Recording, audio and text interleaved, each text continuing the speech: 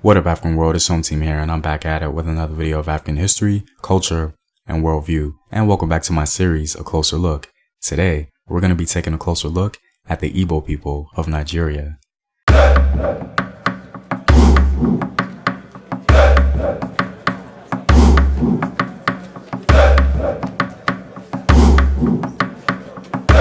And as always, if you want to support the home team, you can do so on patreon.com. I have some new rewards for you guys, so be sure to check that out. Also, go to afrographics.com, a website where you can find unique illustrative infographics summarizing African history. All links to Patreon, Afrographics, and home team merchandise are in the description box below. The Igbo are the third largest ethnic group in Nigeria. The origins of the Igbo are shrouded in myths and legends, but oral traditions and archaeological evidence suggest that they've lived in their present area for several millennia. The Igbo had a unique social and political organization, as it was not uniform and sometimes not centralized. There were variations from one location to another. Many communities were segmented while others were centralized. Igbo communities west of the Niger were generally chiefdoms with titles and chieftaincy paraphernalia. East of the Niger, however, possessed monarchies with a king of what the Igbo called Eze. Men, and in some cases women, were either conferred with titles or they bought them from existing title members. Initiation into these associations gave members some privileges and obligations in society. Age-grade organizations and the deities acted as centralizing agencies in Igbo communities. Like some other African peoples, the Igbo have a pantheon of gods and goddesses ranked according to importance and function. The head of the pantheon is Chukwu, the supreme god.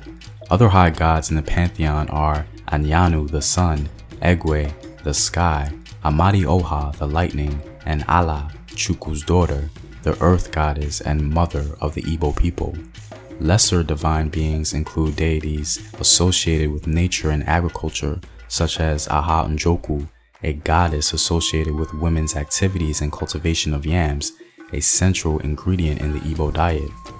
In a myth told by the Igbo, humans sent a dog to the supreme god, Chukwu, to ask him to restore the dead to life. The dog was meandering along on his journey, and slowly his message was overtaken by a toad that had overheard. The toad wanted to punish humans for whatever reason, so it gave Chukwu the message that humans did not wish to be restored to life after they had died. Chukwu agreed to the request and, of course, would not reverse his decree even upon the dog's arrival with the true message. The dog pleaded with Chukwu, but Chukwu already made his decision, and so according to the Igbo, death became permanent. The Igbo had many regional powers, but the most popular and perhaps the most effective was the Kingdom of Nri. The Kingdom of Nri had tremendous political and religious influence over most of Igbo land. In all honesty, the Igbo Kingdom of Nri is the most fascinating African kingdom I've ever studied because of how it developed and grew. I'll go as far and say that the Kingdom of Nri is definitely the most unique kingdom in all of African history. Why? Well, because the kingdom grew not because of war, as did all or most other African kingdoms. It grew because it sent religious missionaries or priests to convert the people and incorporate them into the larger Nri state. The entire kingdom was ruled by a sort of priest king called Eze Nri. The Kingdom of Nri was perhaps one of the most morally upright places in West African history. It became a sort of safe haven for rejected people in their communities, and also a place where slaves were set free from bondage. The socio-religious influence of Nri at its height of power developed into what historians have acknowledged as a sort of holy land for Africans and compared it to other religious cities across the world. The Kingdom of Nri is considered by the Igbo to be the oldest Igbo state, emerging around 900 AD, and they've been called the Warriors of Peace. The Igbo displayed advancement in technology in their region in their quest to improve their situation. They learned ironworking, which helped them overcome the difficulties of the forest environment, and they engaged in other crafts and industries as well. Traces of ancient Igbo civilization can be found in the village of Ukwu. Beautifully crafted artifacts discovered by a farmer in 1938 gave us clues about early Igbo culture and way of life. As the ancestors of the present-day Igbo, The people of Uku are currently considered the earliest smiths of copper and its alloys in West Africa. Radiocarbon dating places the Uku metalworking site at 850 AD, which would make the Igbo Uku culture the earliest known example of bronze casting in the region, even before the fantastic and more popular bronze metalworking of the Yoruba at Ele-Ife. The metal artwork of the Igbo at Uku signifies a concentration of wealth, a specialized metalworking industry, the presence of skilled metalworking specialists, and the existence of extensive trade.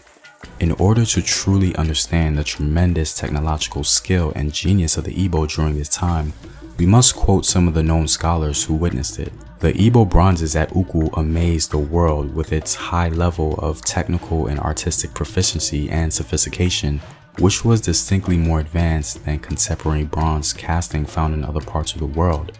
One of the Igbo objects found, which was a water pot set in a mesh of simulated rope, is described by Hugh Honor and John Fleming as a virtuoso feat of lost wax casting. Its elegant design and refined detailing are matched by a level of technical accomplishment that is notably more advanced than European bronze casting of this period.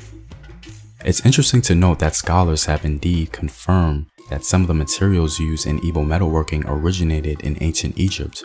This is one of the few proofs we have of direct or indirect contact between the ancient Igbo and the ancient Egyptians. This is significant because it paints a picture concerning the flourishing nature of the Igbo trade network.